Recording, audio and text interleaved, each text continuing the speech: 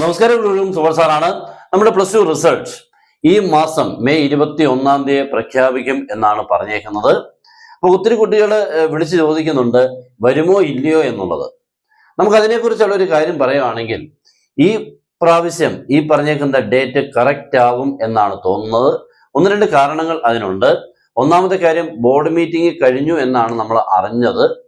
രണ്ടാമത്തെ കാര്യം, ഇനി ഇത് ലേറ്റ് ആവുകയാണെങ്കിൽ, ഇത് ഓൾറെഡി ഇതിപ്പോൾ നമുക്ക് ഇത്തിരി ലേറ്റ് ആയിട്ടുണ്ട്, ഇനി ഇത് ലേറ്റ് ആവുകയാണെങ്കിൽ നമ്മുടെ മറ്റുള്ള എല്ലാ കാര്യങ്ങളും ഇതിനോടനുബന്ധിച്ച് വരുന്ന എല്ലാ കാര്യങ്ങൾക്കും ഈ വർഷം ഒത്തിരി ലേറ്റ് ആവും.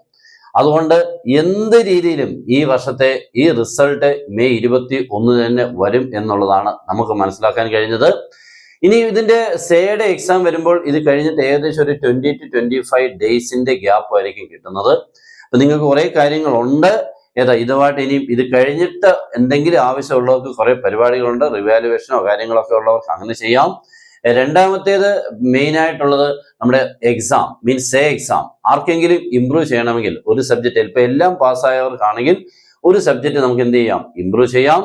ഇനി ഫെയിൽ ആവുന്നവർക്ക് 3 സബ്ജക്റ്റ് വരെ നമുക്ക് ജയിക്കാനുള്ള ഒരു അവസരമുണ്ട്. ഫെയിലായി 3 സബ്ജക്റ്റ് ഫെയിലായെങ്കിൽ 3 സബ്ജക്റ്റ് നമുക്ക് വേണമെങ്കിൽ നമുക്ക് എഴുതിയെടുക്കാനുള്ള ഒരു അവസരമുണ്ട്.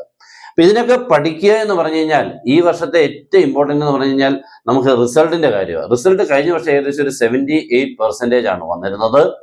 ഈ വർഷം എൻ്റെ തോട്ടത്തിൽ അതിൽ കൂടാനുള്ള സാധ്യത കുറവാണ്. ആ ലെവലിൽ തന്നെ നിൽക്കാനായിരിക്കും സാധ്യത. അത് മോശമല്ലാത്ത ഒരു പെർസെൻറ്റേജ് ആണ്. നമ്മുടെ ടോട്ടൽ സ്റ്റുഡൻസിൽ 78% ആൾക്കാർ പ്ലസ് ടു പാസ്സായി എന്ന് പറഞ്ഞാൽ കുഴപ്പമില്ല. നമുക്ക് നേരത്തെയൊക്കെ 85 വരെയും ഒക്കെ ആയിരുന്നു കേട്ടോ. പക്ഷേ ഈ കഴിഞ്ഞ വർഷം അത് ഇത്തിരി നന്നായിട്ട് താന്നു. കഴിഞ്ഞ 10 വർഷത്തിനിടയ്ക്ക് ഏറ്റവും ചെറിയ റിസൾട്ട് ആണെന്നാണ് അന്ന് അറിഞ്ഞത്. എന്തായാലും ആ ലെവലിൽ തന്നെ നിൽക്കാനായിരിക്കും സാധ്യത. എന്തായാലും നമ്മുടെ റിസൾട്ട് 21 തന്നെ നമുക്ക് പ്രതീക്ഷിക്കാം. ഒരു മാറ്റമില്ല. അത് കഴിഞ്ഞിട്ട് നിങ്ങൾക്ക് വേണ്ട അടുത്ത നടപടികൾ, അടുത്ത രീതിയിലോട്ട് നിങ്ങൾക്ക് പോകാൻ പറ്റും. നിങ്ങൾക്ക് പല കാര്യങ്ങളുണ്ട്. ചിലർ സ്റ്റേറ്റ് വിട്ട് അടുത്ത സ്റ്റേറ്റിലോട്ട് പഠിക്കാൻ പോകുന്നവരുണ്ട്. സ്റ്റേറ്റിനുള്ളിൽ തന്നെ പല കാര്യങ്ങളുണ്ട്. എല്ലാ കാര്യങ്ങളും നമുക്ക് ഇതിന് വേണ്ട നിങ്ങളുടെ ഓപ്പർച്യൂണിറ്റീസ്, നെക്സ്റ്റ് ഹയർ സ്റ്റഡി എന്താണെന്നുള്ളതിനെ കുറിച്ചൊക്കെയുള്ള പല രീതിയിലുള്ള നമ്മുടെ ക്ലാസ്സുകൾ മീൻസ് ചെറിയ ചെറിയ വീഡിയോസുകൾ നിങ്ങൾ എത്തിച്ചിരിക്കും. നിങ്ങൾക്ക് പ്രയോജനകരമാവുന്ന, നിങ്ങൾക്ക് ആവശ്യമാവുന്ന എല്ലാ കാര്യങ്ങളും ഈ ചാനലിൽ കിട്ടും. ഓക്കെ, എല്ലാവരും ഫോളോ ചെയ്യുക, സബ്സ്ക്രൈബ് ചെയ്ത് ബെൽ ബട്ടൺ എനേബിൾ ചെയ്തിടുക.